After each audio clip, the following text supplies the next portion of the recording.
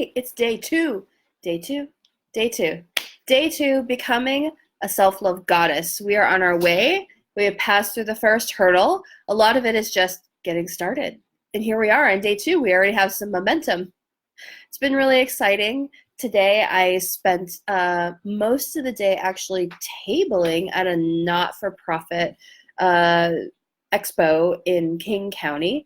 I support a group called the Kabiri, and they do acrobatic storytelling using mythology and folklore from cultures. And one of the things that they do is they have a cultural mission where they connect with the lineage of the stories they're telling. So like recently we did a show that was a retelling of a myth from Mesopotamia, and Mesopotamia is Persia, right? And so we invited some a Persian dance troupe to perform.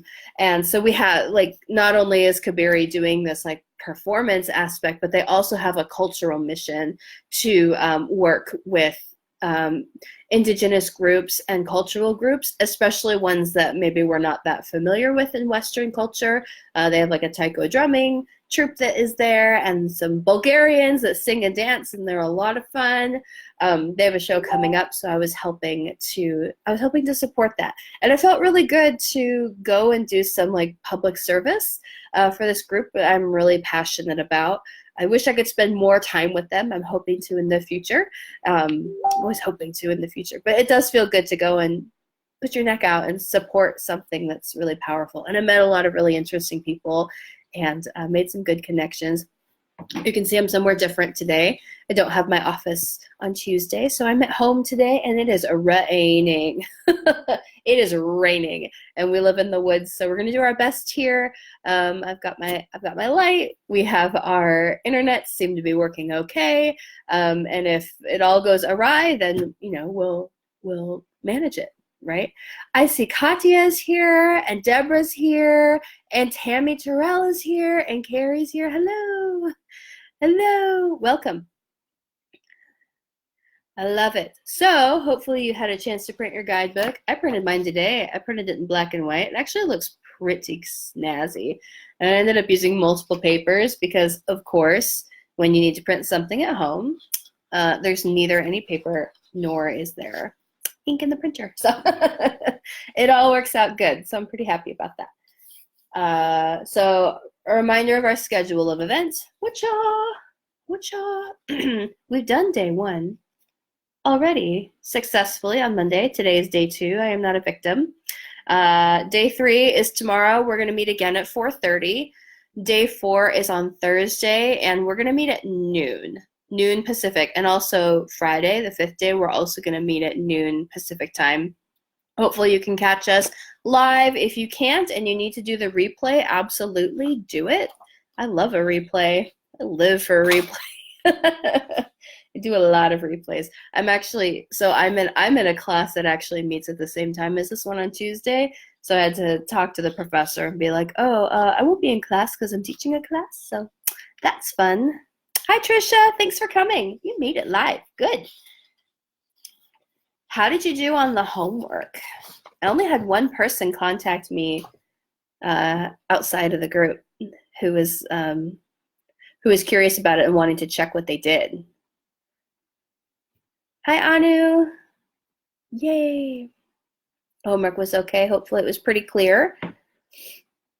And all you have to do for the credit is to post, you don't have to post like your whole thing, although you can if you want some feedback, but this is a group. You don't have to be so like vulnerable if you're not ready to it. You're not ready to. So the only thing you have to do is what new belief will you hold for yourself going forward. And when you're posting your homework, make sure you post it on the thread so that I can keep track of who's doing it. Yeah, that just makes it easier for me so they're not all over. And you can totally direct message me if you have questions or you wanted to run it by. One of the things that did came up, hello Leslie, hi Carrie, good, I'm glad you guys are here. One of the things that came up was wanting to be clear around the difference between a thought and a feeling. So one of the things that does come up is that we have a lot of thoughts, right? We have a lot of thoughts, and we do confuse them with feelings. The feelings section should be like little. It should be like sad, angry. You may even go fancy and be like frustrated, but it should be a bodily feeling or sensation. If it requires more than, I don't know, 2 words to describe the feeling, it's a thought. Trixie. Okay, that was the only thing that came up. But let me know if you had any more questions. Somebody said they were using the 3 gates today, and it really decreased their anxiety because she was having a thought and it was running through her head, and she's like, is this kind? Is this true? Is this necessary? And she's like, no, no, no. Okay, I'm gonna let that go, right? It gives you something besides yourself, besides those beliefs about yourself, to push against so that you can like kind of see where you're doing. So it's a little bit more neutral, I guess. Sometimes we feel like if we come to it ourselves, if we don't have good self-esteem around that, then we may not like believe ourselves, but it's easier to believe something else. It's easier to have something else that's a litmus test instead of like our own sensations at first, right? But I'll take that as a first step, absolutely. Okay, super excited to get started here. So just to recap, yesterday, can you believe it was just yesterday? You discovered that not all thoughts are true, especially if they're not kind, true, or necessary. And that's really powerful, right? Don't believe everything you think, one of my teachers used to say. So by coming to know yourself and these components, these different parts of you, you realize you're 100% worthy of being well taken care of, because you know the difference between circumstances, thoughts, feelings, actions, and results, and how to change your thoughts to change your feelings, and therefore the actions, and therefore your results. And that allows us to focus more on ourselves, and it gives us something to sort of push against. I reminded you about the schedule already. Got my notes here. Ooh, okay. The winner of the referral contest, this was really fun to go through. So I can look on the members list and I can see who added you to the group. There was this is my first time running this group, so the first time somebody had referred like a whole bunch of people, and I was like, yes, yes, yes, yes, yes. And then I was like, oh, wait a minute, they didn't fill in the 3 questions. So what that does is if you just invite somebody and I'm like, yeah, sure, they can join, then they don't actually say that they want to join, and then they're magically like wake up and they're in this group, which hurts people's feelings. Like, I don't know, that freaks me out. If I'm like, how do I get in this group? Like, what is this? What's happening?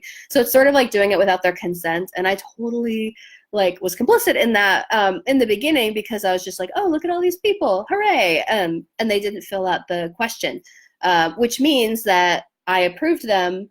And so they didn't, the person who referred them didn't get credit for them.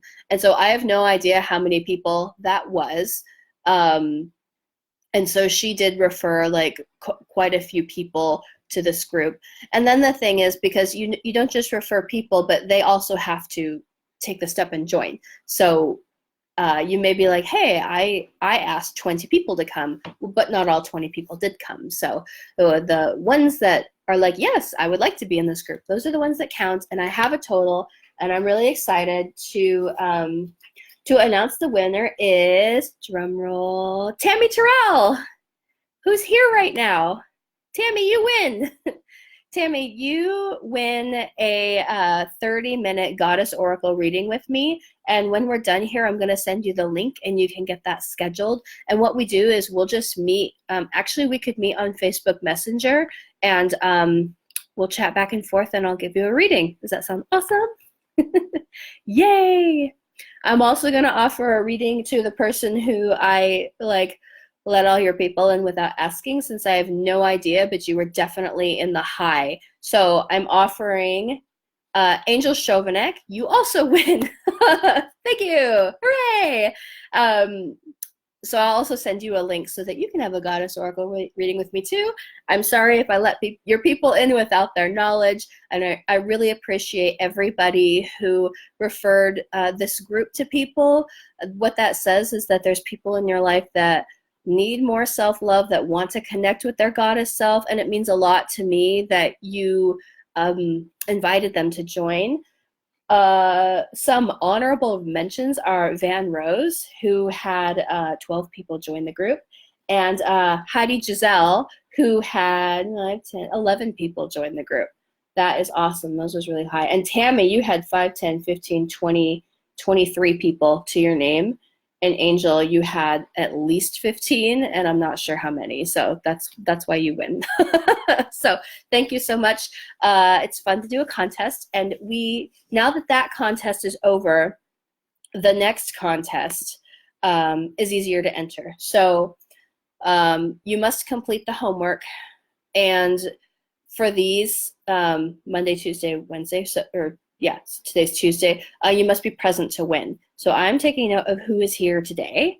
So you have to be here and do your homework, and I will announce next time who the winner is. And so what you will win this time is a free, I'm really excited to offer this. This is something I've been working on for a long time. I call them my soul food hypnotherapies, and they are 12 guided visualizations that are for specific problems. So if you feel like I don't have a lot of confidence, I would like some more courage, I have low self-esteem, I feel very anxious, I want to feel my power, I have these 12 guided visualizations that will get you there.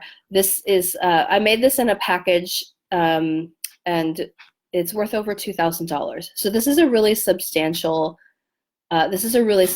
gift, and I hope that you will avail yourself of that and come to class. It's a bribe. Come to class and do your homework. And so we'll see who the winner is, and I will announce that tomorrow. Okay, let's dive right in. Today we're taking our work out beyond us, beyond our immediate sort of sensations and our world, to see the patterns that emerge in our interactions with other people.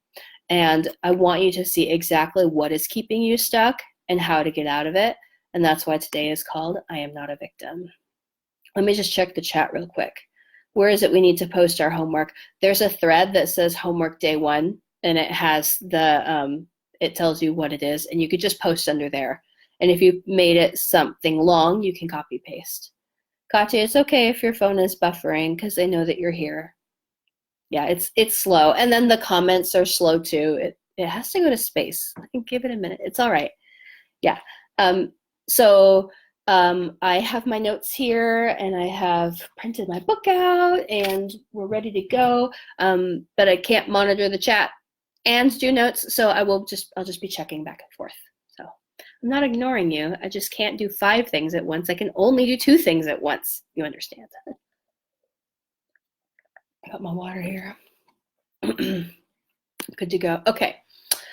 So in order to become the goddess that we are, our goal is to move from victimhood towards personal responsibility. And I know that you've heard this before, this idea that like personal responsibility is the goal, that it's being able to be 100% responsible for your life.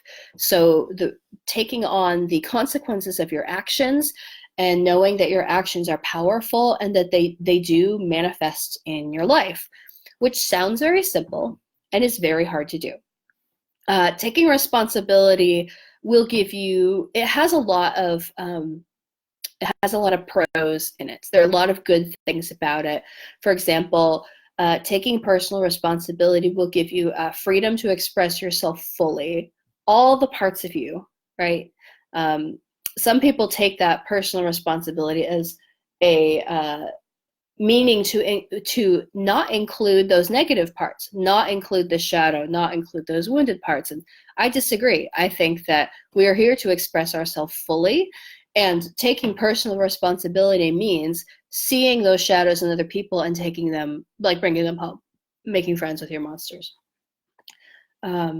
Moving from victimhood towards personal responsibility will give you the power to manifest your desires. It sounds crazy, but when you do take responsibility for it, and you're like, oh, this is the result of my actions. Okay, I can use that self-coaching model and see what is undesired there. If I want a certain outcome, I put that in the results, and then I think backwards about it, like what beliefs would get me there, what actions would get me there, what thoughts and feelings support that, and then what are my current circumstances, and how do I bridge it to the circumstances that I desire, and the results that I desire. So that self-coaching model is really like a stepping stone for that. Moving from victimhood towards personal responsibility gives you relief from anxiety and fear, because you know that is a part of me, and I am brave, and I have tools, and I can handle anything that comes out of me. Even things that seem like they're beyond my control, I have tools to handle that. And moving towards personal responsibility gives us expanded connection to spirit, because we can see how spirit, how God, how the goddess, whatever you call that spiritual connection, you can see how that is moving through your lives. And the magic becomes clearer when you are seeing how you're manifesting it. Your own magic, but also the magic of the world around you. That, like, what if there was a part of you that helped make spring, that helped the oceans get clean? You know, what's your part in that? And maybe it's not clear, but that is a powerful connection that you can have. So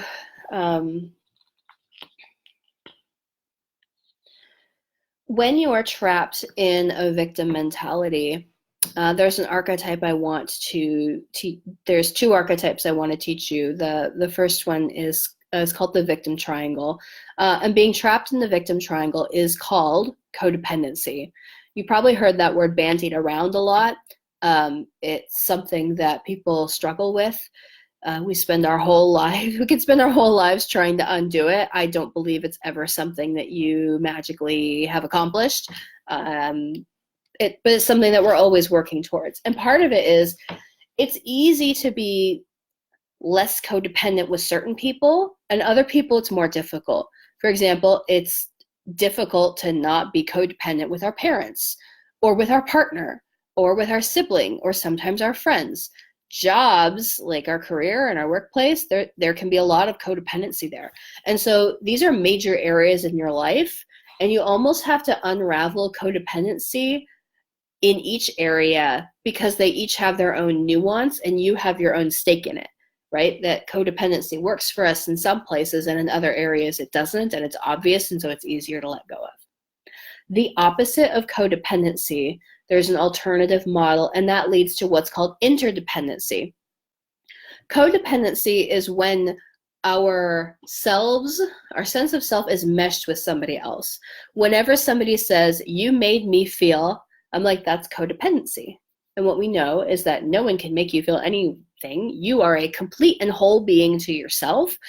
The fact that somebody made you means that your feelings are connected to what somebody else does, and that is a lot of power. We talked about that yesterday. That's giving your power away.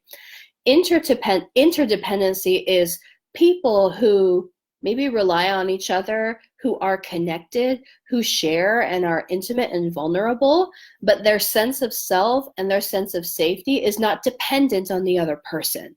So you can totally have feelings, you can totally react to what somebody says, but somebody in an interdependent relationship would say, you did this behavior and I felt, rather than you made me feel. I know it's really subtle, but that's a lot of power. Just that subtle changing of language is going to help you take your power back, right? There are a lot of things that we blame. When we're in a victim triangle, when we're in codependency, things we blame are parents, family, community. We may blame adverse childhood experiences, so things that happened to us. We blame socioeconomic status, like where we were born, what class we were we middle class or lower class? Did we come into money? We blame that. We blame government and politics. Easy to blame them. Probably is their fault. They probably deserve it. Justice system and the law. Health, ability, and mobility. So being born with a certain predisposition to a disease or genetic predispositions, accidents that could, I hate using the word disable because that's not really what it is, that hinder our ability to enjoy life. Education or the lack thereof, we blame that, and race and ethnicity. And then I wanted to check with you, what do you think, are there other places, other things that we blame, other things that we feel are beyond our responsibility or beyond our capacity to control that can make us feel victimized? So where do you feel victimized? Amy's here, as is Jessa. Hooray, welcome. And you can just type it into the chat. Are there other areas that are easy to blame that cause us to feel victimized, or in other ways that we're not in control of that wasn't mentioned? And you can post those as we go if they come to you. I mean, maybe I was really thorough. I don't know. And I wanted to give you these examples because you'll see in a moment. So if you think of them, you can just type them in. Okay. So here's what I want you to understand. Let me be super clear. It's not that these things aren't true. It's not that these things are not terrible. However, you have a responsibility towards them. And depending on your own ability, your own gifts, that you may have a responsibility to dismantle unjust systems, to come into right relationship with a system or with one of these things we blame. Need a better word for that. Let me know if you think of one. These forces, right? And view them as challenges to overcome and not reasons to dim your shine. So the example would be the reason that I can't be a marine biologist when I grow up is because I'm from a poor family. The reason that I can't be a marine biologist when I grow up is I am really bad at math. I could put that under genetics. I don't know, my mom's here, maybe. I could put it under like ability, mental ability, or education, could put it under there. So those are the kind of things that you would say. And so I'm not saying that those are not true, because those things are true, especially if you are in a marginalized community, then some things impact you more, and that there are more hurdles and more challenges to overcome. And I think it's really important to talk about the power dynamic here, that some people have it easier than other people. That is true. I'm not saying that it's not true, but we do have a responsibility to come into a relationship with that. And so if you're just like, I can't do it because it's not fair, well, that may be true, but now you've lost your shine on it. Instead of seeing it as a challenge to overcome, or feeling a calling towards it, or finding another way.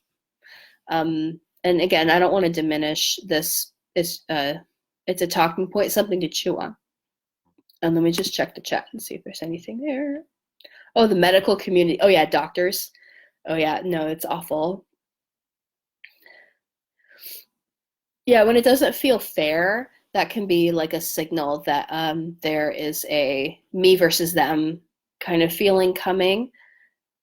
Looking at those of us with disabilities or medical situations as lesser in some way, right? So that belief that, like, because I have a disability or because I have mental illness, a lot of my clients do this. They'll be like, well, my PTSD won't let me do that. I was like, your PTSD is like literally holding you down and preventing you? Like, I don't believe that. I mean, I understand it completely, but I also, like, I don't believe it, right? You're giving your PTSD like so much power, right? It could be a challenge, or whiners. Yeah, I know that can dim your shine, right? And how do we find power in it, and how do we see it as a challenge? And I'm going to teach you how, and it's going to be awesome. Okay. here we go. So anytime you're like, but it's not fair, these things kept me from doing it. He made me feel, anytime that comes up, anytime where you see something in somebody else that you do not like, that's your shadow coming up to say hello. It's a part of yourself that is unintegrated. And the shadow is meant to protect us. It's meant to protect the social construct that we are all here doing as humans who are social creatures, but it also prevents us from meeting our true emotional needs. So the shadow is like a blind spot in the rearview mirror, and we don't see it, but we can use tools or other things and make an effort to see it.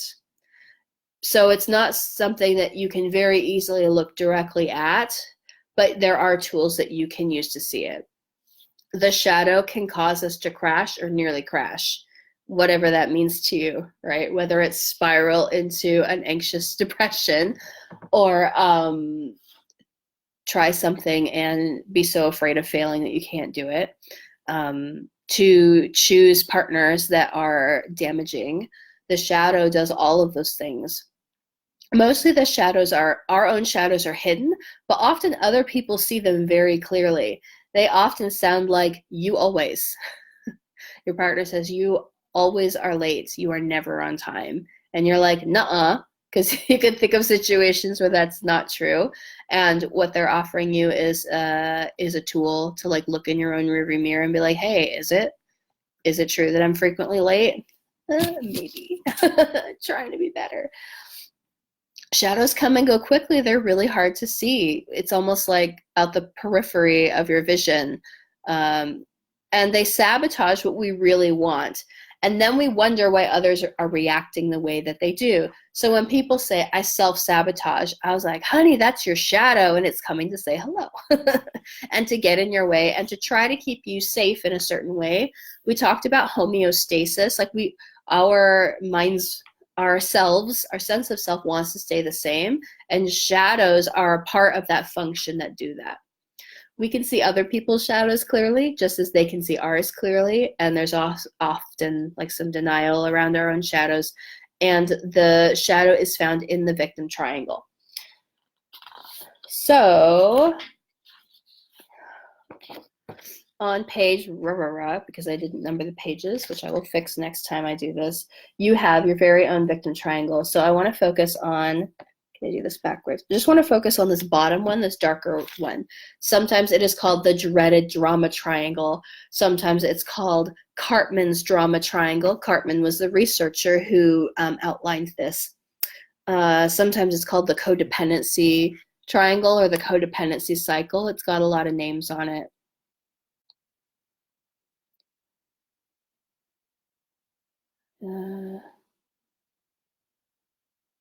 Oh, Laura said she just got notified about the class. Consider making the videos. No, so the videos are always available on replay. As soon as I'm done, they're available on the group. And then yesterday, Rachel Ramsey made it a watch party, which means people are watching it together, which is kind of nice. So you're welcome to do that. I would have if she hadn't. And what that does is it brings it back up to the feed so that you can see it again. But it is there in the group, Facebook and its algorithm. I can't fix that. Yes. Okay, so focusing on the dreaded drama triangle. I call it the victim triangle because I think that's simpler. So you can just take it out and kind of look at it, and there's 3 roles in the victim triangle. The first one, that's sort of the name of it, is the victim. So the victim feels powerless, hopeless, helpless, and often ashamed.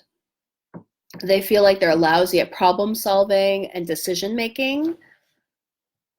They have a hard time finding pleasure in life. That's that whiner that you were talking about. They very likely have poor insight onto themselves, like they're not really sure like why things happen or what it is about them that like makes these things happen to them. They confuse pity with love. Somebody who's really in this role confuses pity with love. They may have a learned helplessness,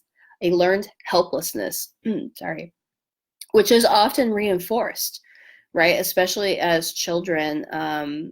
And girls in particular are socialized for being a good little girl, which means sitting down and doing nothing, or like asking for help, or being demure, or big strong people can, you're the grown up, or you're the teacher and you can do it for me, right? That's reinforced helplessness. And so for the victim, life is a series of burdens that they will continue to bear, right? You may do that. That's the feeling of it. It feels like they attract persecutors. So like over and over again, they're like, why am I in this relationship? Why is this person hurting me? They hope for a rescuer to save them from what's happening. That sort of like, they're waiting for that that knight to come in and take them away. But this doesn't seem to change anything, even when they are rescued. I feel helpless. I feel sorry for myself. They say things like, they're doing it to me. Poor me. Does that sound like someone you know? So in the drama triangle, the moment one of these roles appears, all of the other roles appear. The victim is usually the easiest to spot.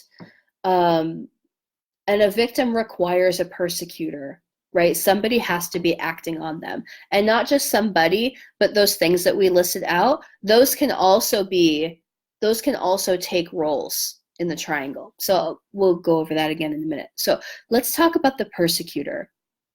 The persecutor, it's really obvious to see it in like a domestic violence relationship. Like clearly one person is hitting another person and that is not okay. And we can clearly see that like the person doing the hitting is the persecutor. But so that's like a really extreme sort of level. On a lesser level, the persecution can look like being critical or like picky, controlling, blaming, oppressive, angry, authoritarian, enforcing the rules, maybe over enforcing the rules, or feeling superior. They keep the victim oppressed through threats and through bullying if they aren't outright using physical means. This bullying can be really subtle, right? They usually present when there is building resentment, often towards the, well, when I get to the rescuer, I'll tell you more about that. They may feel underappreciated. They may say things like, it's all your fault. You're doing this to me. If it weren't for X, I could have been Y. You made me do it. Look at all I've done for you. And again, those happen in little ways and big ways, right? I had an ex-father-in-law. He's dead now, so he used to say, if my wife and I hadn't gotten pregnant, I would be writing movies. I would be writing music for film by now. I'd be as famous as John Williams, who he hated. He like hated that guy, like personal vendetta of hate. And I'm like, does John Williams even know that you hate him? He probably like doesn't even know you, but he would say that often. So he would say that in front of his children, basically saying like, I could be famous and rich if it weren't for you. And it wasn't outright saying that you're the reason I'm not famous, but it was, right? And he didn't even say it in a mean way. It was just something he would like toss around. And so in that way, he was persecuting his children and his wife, I guess. Okay, so those are the kind of things that persecutors say. Let me just check and see if there's any questions. Yeah, oof, right? Okay, so the other person in the triangle is the rescuer. The rescuer's job is to come in on a white horse and take them away. The rescuer soothes the victim. The rescuer needs to feel important. And so they need to feel like sometimes that they're sacrificing something of themselves in order to save the victim, and to have that appreciated. The rescuer may do enabling behavior. So dad comes home drunk and mom puts the kids to bed so they stay out of his way. That's rescuing behavior. The rescuer wants to maintain the status of the victim, actually, and they take the attention off their own issues by doing the rescuing. So instead of calling out what's happening, they just try to fix it, right? They just try to smooth everything over and make it okay. Sometimes this is done, well, I mean, typically it's done because they want to make things better, right? That they want to, they just want everyone to feel good. Maybe you've heard that before. So they would do things like giving unwanted advice is rescuing behavior, and then resenting the other person when they don't take their advice that nobody wanted in the first place. You may know people in your life where you're like, I'm talking about this thing and it's a problem, and they're like, you should do this, this, and this. And they're like, oh, I really just wanted you to listen. And they're like, well, why'd you freaking bring it up? Right? Now they're the rescuer. Okay. Or they're taking a rescuing role, which makes you a victim. They find virtue in suffering. Talk about the martyr syndrome, sacrificing yourself so that other people can do better, which sounds like a noble, virtuous thing, but in this context, it's really harmful because the rescuer is often overdoing, they're overworking, they're overfunctioning for other people, and that makes them stressed out and it makes them sick, and then they can blame it on somebody else. Well, I wouldn't be so sick if I wasn't taking care of you, right? That's rescuing behavior. You might recognize this person because they feel too good to be true. You're like, how can one person fix all these things? You're like, they may say things like, I can fix it. Let me help you. I don't have needs. I'll just suffer and help you instead. So here's the thing about this dynamic. I'm going to try and bring it in close. Okay, in the drama triangle. So all of these are connected together. The persecutor persecutes the victim. The victim is rescued by the rescuer. The rescuer then may become resentful that the victim is not appreciating them enough, and then very likely will do something actively or passively aggressive, which then turns the rescuer into the persecutor, or even into the victim if they say like the person that was originally the victim is like not appreciating them. Now the victim is the persecutor and the rescuer is the victim. So all of these roles are mutable, changeable, and dynamic, right? They are interchangeable too. So the moment one of these is activated, they all come into play. Let's think of an example. Frequent one. This may be, here's an example of a little one. I'm driving along perfectly fine, and some jerkwad cuts me off. And so you know what I do? I crank up the radio and rock out, and I kind of secretly hope that my music bothers them. Or I get in front of them and I slow down because they're going so fast, right? That's an example of a drama triangle in a little way. So here's a big way. I got pulled over by a cop, and I was so upset about it. This happened when I was younger. I was like a teenager. I was like 16. Like the first time I got pulled over, and I got pulled over in a school zone. And I'm like, there's no kids here. It's not fair that this is a school zone. But apparently the light was on, so that's not fair. And then I asked, my boyfriend said that he would pay for my ticket. So he rescued me, and so I didn't have to deal with that. Although I ended up having to listen to him whine about it for a while. And you never pay me back, and now he's persecuting and I'm the victim again. So those are some examples of what that might look like, where it's like less obvious. Clearly we can see that, like, if someone's beating somebody else, that the police may come in and save them, or they may have a friend, or there may be a silent person who's like not saying anything. So those are examples of the triangle. Any questions about the triangle? Oh, seeing a lot of it in your family. Yes, it's definitely in the family. And Well, it's in any organization, right? Any group of people, this can be enacted. You can even do it with like things that are not alive. Like I could be mad at these apples for falling in my yard and mad at the deer for eating them and how these deer are persecuting me because now I have to clean up deer poop. Like there are, it can go over and over. Can the persecutor be the rescuer? Absolutely. Yeah, the rescuer sometimes is called the savior. Hi, Logan. Hi, Heidi. Welcome. I'm glad you're here. We are discussing the drama triangle. Okay. And there's always the replay, so anything you missed that you can definitely get. So this interaction is anxiety-based. It's problem-based, and sometimes it's trauma-focused. So we can also, like we said, those things that we blame, those can also persecute us.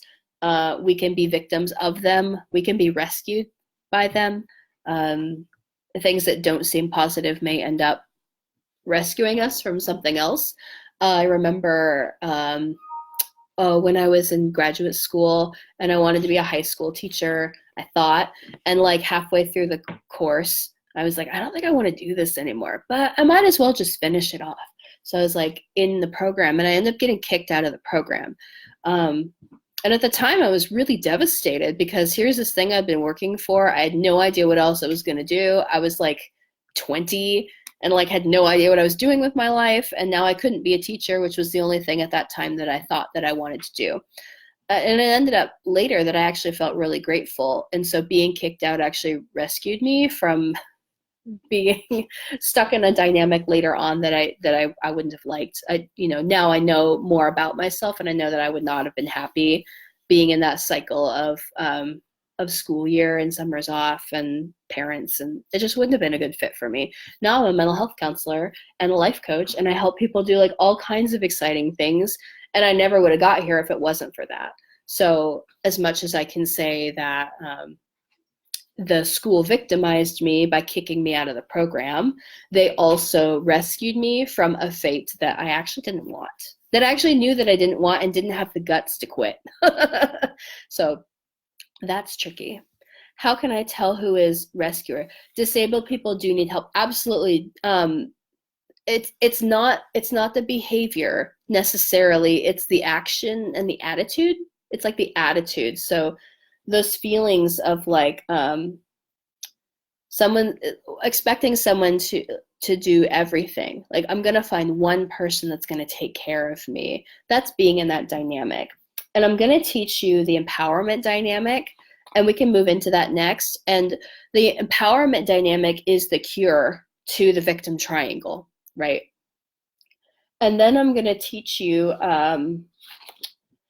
how to interrupt the cycle if you find yourself in the victim triangle so that you can move towards the empowerment dynamic. So going back to our paper, the top one, it's like backwards. I mean, it's forward, but my hands are backwards. It's weird. Okay. The empowerment dynamic. Again, there's 3 roles. When one of them is activated, it gives the possibility of enacting the other ones, and it gives an example of the behavior and the attitudes of that particular role. And it's kind of exciting to be invited into one of the empowerment dynamic roles. It doesn't feel good to be invited into a victim triangle role. I think that's one of the primary differences, assuming that you're not like addicted to like being needed and stuff like that. So let's talk about, I'm mindful of time. Let's talk about the empowerment dynamic. This is how not to play the victim triangle game. This is an alternative model. So as you start seeing like, oh my God, like I was a victim in that moment, I totally persecuted that guy in that moment, and I totally was the rescuer in that moment. As you start seeing these things, the empowerment dynamic is also going to show you those roles so that you can also see them. I don't think it does any good just to know the bad thing. I think you also need a model for the good thing, which is why I work with archetypes and why I work with goddesses, and so that you have an archetype for the good thing that you're working towards and not just the thing that you want to get away from. Just because you know what it is doesn't mean you know how to get out of it. So without further ado, the empowerment dynamic with water. There's 3 roles. in the TED model. Um, so instead of the victim, like sort of the equivalent of that spot is the creator. So the creator owns power and owns the power to choose and respond. So I can do that. I don't have to do that. I can do a third option. I can do both. I can do neither. I can do and or. The creator focuses on the outcome rather than the feeling. The creator states what they want and can take action and acknowledges their own strength. The creator says things like, I can do it. I can overcome this. That's no problem. I'm working on it, right? So if the creator is as to the victim, the rescuer is to the coach. So the coach in this model supports and assists, and they facilitate clarity by asking questions. How will you do the thing that you want to? They listen without problem solving. I think you have people in your life like that. They may say things like, I care about you. I know that you're capable. You can totally do this.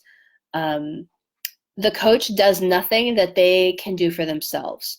So the difference, Laura, is that somebody who is a rescuer will overdo their help for somebody with a disability. So instead of just getting the door, they may get the door and then follow you and then push the button on the elevator. And you're like, I can totally do the elevator. Like, I know how to do that. A coach would say, how can I help you? And you'd say, like, can you get the door for me? And they'd be like, yeah, totally. Have a great day. Is there anything else I can do for you? And they'd be like, you'd be like, nope, I'm good from here. And they'd be like, have a great day. So that's the difference. Is that clear? I'm seeing hearts and likes.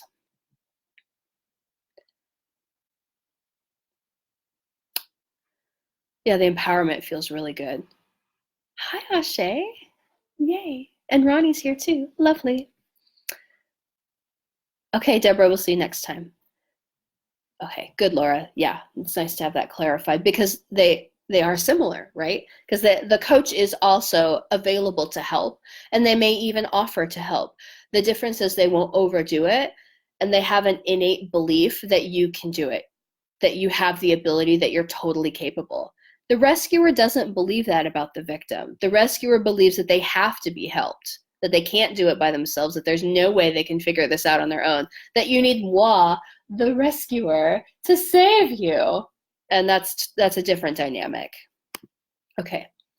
The challenger is what is this is as to the persecutor. The challenger calls forth learning and growth. It provokes or evokes action. It's conscious and constructive, or it's unconscious and destructive. It either builds up or breaks down, but in an appropriate way, in an appropriate place. The challenger says things like, you can do it. The challenger states clear boundaries, makes expectations clear, and provides choices. So I'm hoping that you see that a lot of this is a mindset.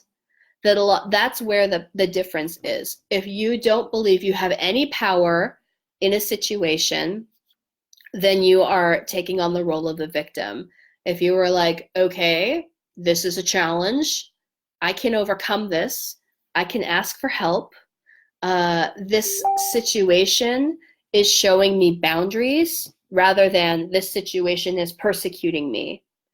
That's the difference. It's how you think about it. It's all third eye stuff. It's perception. And that is why you can go from one triangle to the other yourself without really involving other people necessarily, right? Like, you can activate that for yourself. You can be, if someone's trying to place a role on you, let's say you asked a friend for advice and you're inviting them to be a coach role for you, and really what you would like is for them to listen and to build you up and to support you. And they are like, actually, here's some advice. You can change that back and be like, oh no, I'm not going to play. And be like, I actually would prefer if you just listen. Or could you hold all comments to the end? Then you're inviting them to be in the coach role instead of accepting them as a rescuer and making you a victim. Does that make sense? It's pretty cool to be able to be like, no, thank you. I would not like that. Yeah, that you do get to choose, and that's the difference. And understanding that there is shadow, there is unconscious, and that the parts of you that are like, I did not choose this, that's an opportunity. So instead of, I did not choose my socioeconomic status at birth, literally was born in, no choice. I can see that as a challenge to be overcome or to come into a relationship with. That I could be like, you know what? I'm not a millionaire and I probably never will be. So I need to come to terms with this is the amount of money that I make. And maybe I will do a budget instead of complaining about how I never have any money. Or maybe I'll go into a field where I can make more money and I'm willing to go to school and do that. Now that challenge is not persecuting you, it's become a choice. And you work with what you can, right? That there definitely are systems that are in the way. Who said it before? Was it Laura? The medical establishment? Oh my God, like not being able to get treatment. But there are other ways. I had a client who really wanted treatment, and when I was no longer on her insurance, she had trouble affording me, and we ended up doing a trade. And it was really powerful and beneficial, and like it was something I really needed. And I was like, this is a blessing, like hallelujah.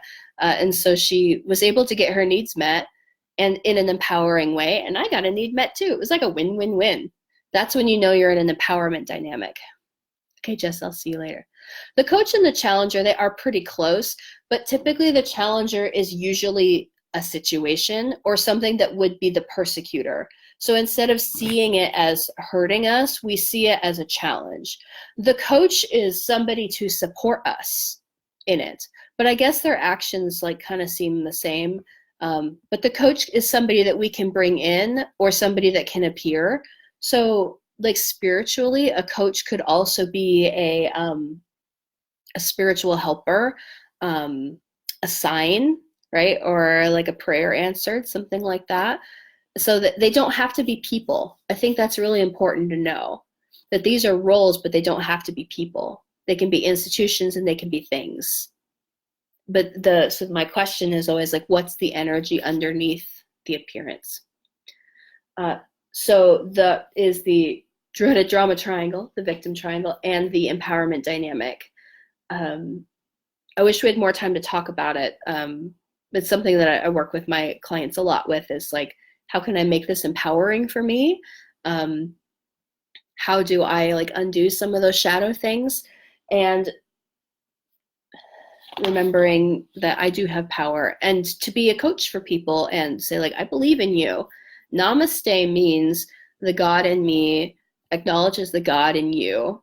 And when you rescue somebody, you're not acknowledging the God in them. You're saying that they can't do it. Nobody likes that. Ask my toddler. He doesn't like that. We don't like it. Okay. So the drama triangle, the victim triangle, is an addictive cycle because we are getting a need met, partially met. When we are enacting those roles, we actually get a hit of dopamine. It's like pushing on the reward center of the brain. And I don't know if evolution was just like, this will keep us together so our society doesn't devolve and we don't all die. That's got to be it. It's the only explanation I can think of for why you would get a hit of pleasure when you are victimized. But you do, but you only get this much. And so this much, a tiny bit, boop, boop, a little teeny tiny bit of dopamine. And so if you are not getting dopamine in other places and you're hitting it all the time, it actually feels pretty good. It's the same thing with worry. Worry actually gives us a tiny hit of dopamine. It doesn't solve the problem. It's not in our best interest, and it doesn't feel good later. But in the moment, tiny hit of dopamine. And that's why we do it. So we want to disrupt this pattern. We want to disrupt this addictive cycle so that we can come to a better relationship with the things that are challenging and or persecuting us. So the way that we do that is I want to acknowledge that this is automatic at first. Until we start bringing our conscious mind to it, it feels automatic. Oh, sorry, let me go back. to figure out where you are in the dynamic. First of all, they're fluid and you can change. You can literally be one thing in one moment and another thing in another. But the question is, where do you put your focus? Am I focused on the problem or am I focused on the outcome?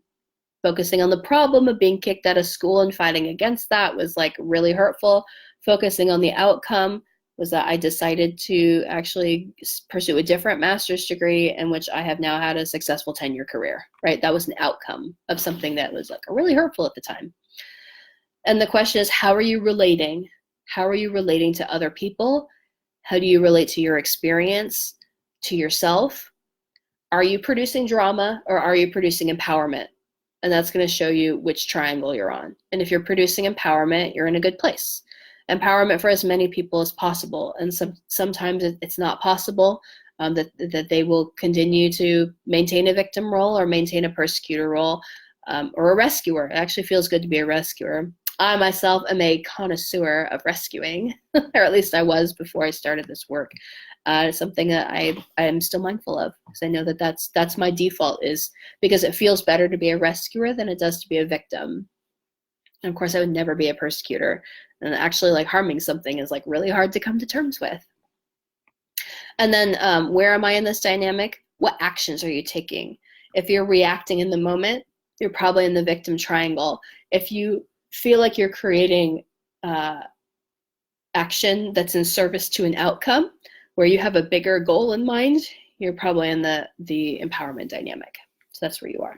So we disrupt this by, okay, I'm definitely going to go over time, and I really want to help you to get through this. So I understand if you have to go, you will totally get credit for coming, since I am going to go over time, and I'm sorry. Next time I'll either talk less or move the information around. But I want to talk to you about how to disrupt this triangle. I really want to acknowledge that most of us are in the victim triangle, and have had experiences in the empowerment dynamic, and it is hard to choose the empowerment dynamic all the time. And part of it is that automatic sense, that automatic feeling, that little hit of dopamine, that's causing us to feel like being in this victim role or in this persecutor role, that this drama, that it feels good to be in it.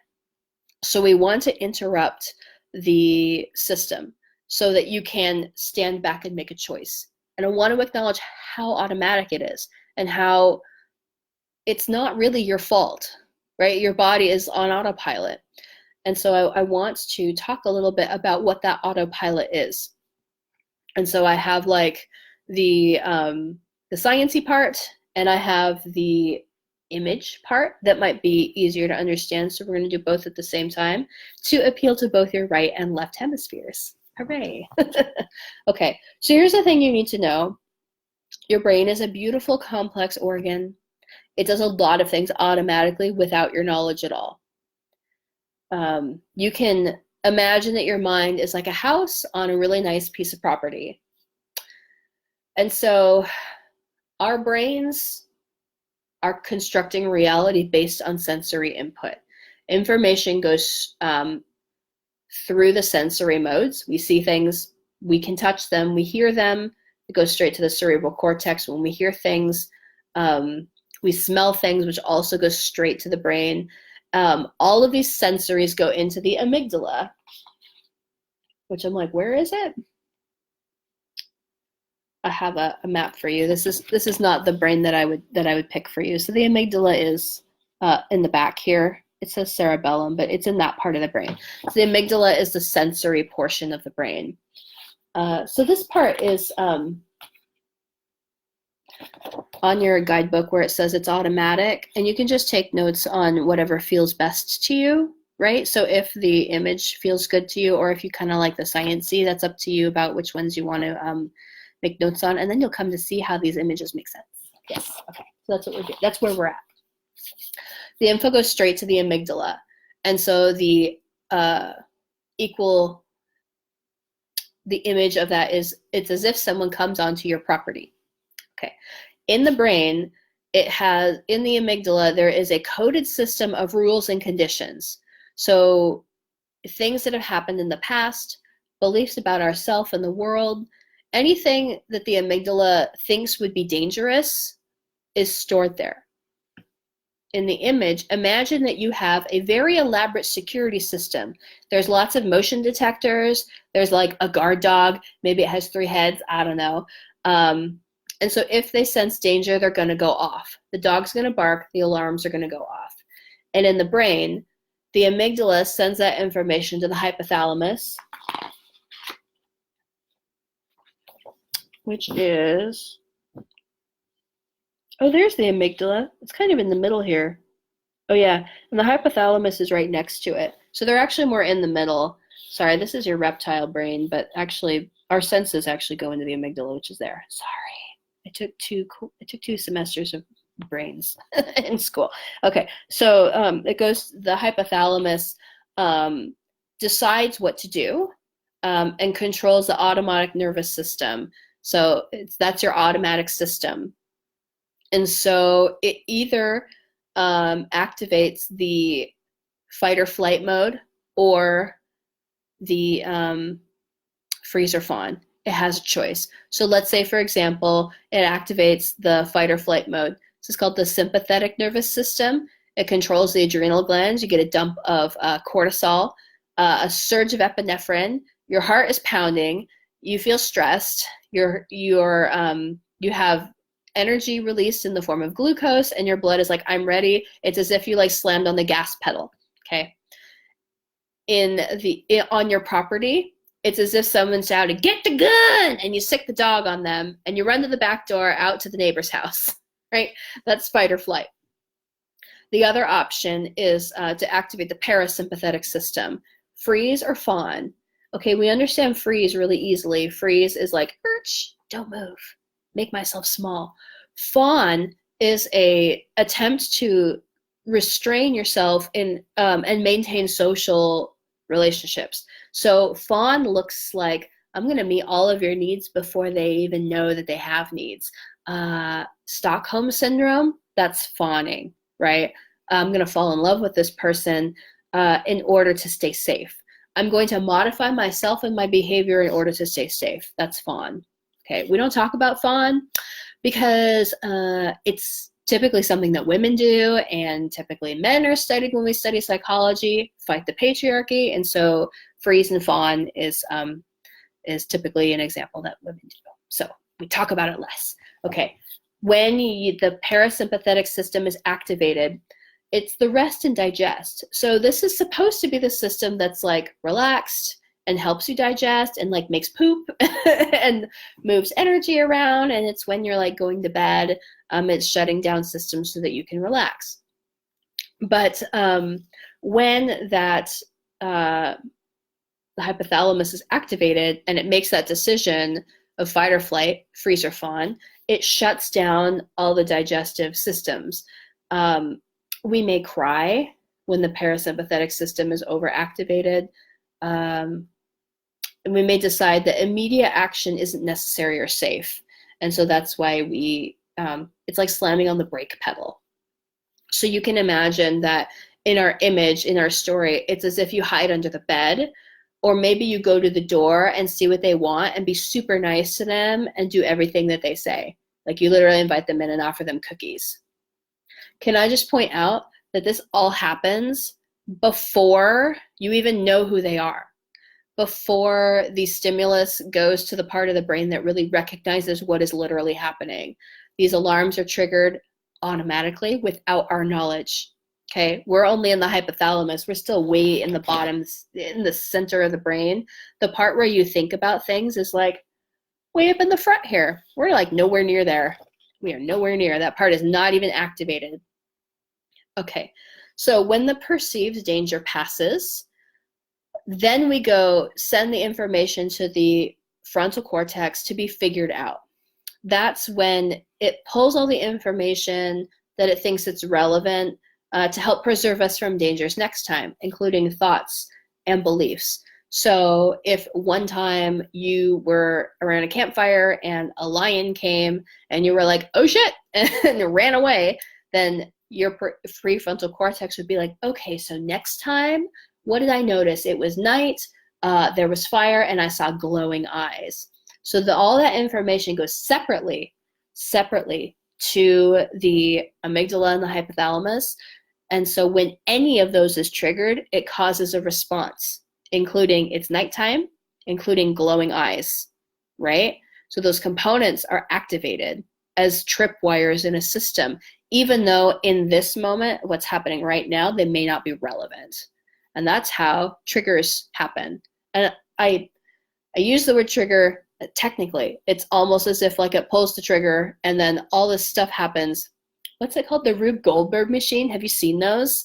And like da, da, da, da, da, like it does one thing and then another, and all this other stuff happens, and the final outcome is it, like, you know, fries an egg or whatever. Like in Pee-wee's Playhouse, remember? Okay, am I old? I just date myself. So in our example, it's as if after they leave and you're able to calm down, you think about what happened and how to make your house more secure for next time. Do I need more dogs? Were they able to get past them? Do I need more security systems? What's that going to look like? And then you may decide to add another guard dog. So after you've figured it out, it sends the signals back to the hypothalamus and creates new codes and reinforces the old codes. So the more that button is pushed, the more that the glowing eyes button or the danger happens in the evening button is pushed, the more reinforced it is. And that makes it harder to move past it. So if you've been the victim before and you're like, that really hurt and that was really dangerous, and I've come to believe that these things keep me safe and these things are dangerous. And so we make maybe globalizations. So we say things like, you know, my dad hurt me, and so all men are awful. All men are dangerous, right? That's something that the hypothalamus would be like, oh, okay, that's trigger. And so when an unknowing man at the grocery store bumps into that, you've gone on this like incredible stressful adventure before you even realize that like that's not happening, right? So we talk about the past and the present being happening at the same time, and they are in the brain because that security system is set up. And so I'm going to talk more on another day about how to I think, hold on, let me make sure that I'm going to talk about it. I don't want to. Oh, I am. Okay, on day, wait, where? Oh, okay. On day 5, I'm gonna talk more about that. But what I want you to get today is that it is automatic. It is in your brain, and it happens before you're even conscious of it. And so what I want you to have is some compassion for yourself, that these dynamics have been set up based on your past history to keep you safe.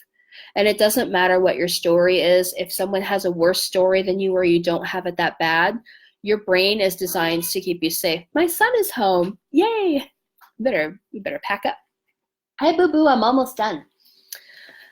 Okay, so those are the two things that are they're happening simultaneously, right? We have the story of someone coming onto our property, and then we have the what's happening in the brain. So as you can see, cognitive behavioral therapy only deals with the thoughts that happen, which are in the front of the brain at the very end of it. At the very end of the process. It doesn't interrupt anything that's happening unless magically you can know what's coming into your amygdala, right? I don't know. I barely know what's happening. And so you need a model that supports all parts of you, especially your spiritual parts, and using these other things as resources, because you can't grow positively without a spiritual connection. That's really important.